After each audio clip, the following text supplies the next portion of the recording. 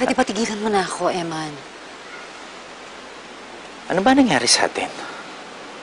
Ano ba nangyari sa'yo? Ba't ka galit na galit sa akin? Tinatanong mo ba? Ano ba ang ginawa niyo?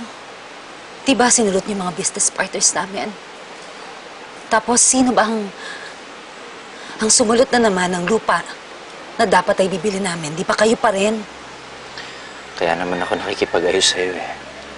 Pero bago pa mangyari ang lahat ng ito, ang tindi na ng galit mo sa akin. Nung nagkita tayo sa trade fair, kulang na lang murahin mo ko. Bakit? Ano ang gusto mong gawin ko? Matuwa ako na nagkita tayo ulit? Ano ba ang ginawa mo? Anong ginawa mo sa akin dati? Iniwan mo ko. Niloko mo ko. Pinaniwala mo ko na mahal mo ko. Pero ngayon na alam ko na hindi na ulit ako magkakamalang magtiwala sa'yo, Eman. Kaya tigilan mo na to. Tigilan na natin to. Tigilan mo na ako.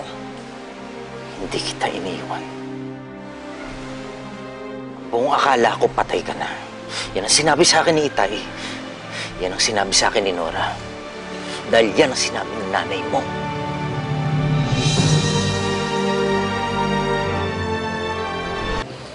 Kung may kasalanan man ako, yun yung pinaniwalaan kung patay ka na. Paano ako hindi maniniwala? Nang galing yun sa nanay mo.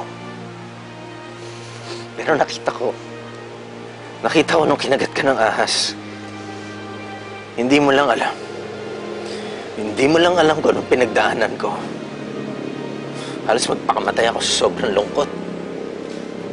Isabel, wala kang karapatan. Sabihin sa akin, di kita minahal.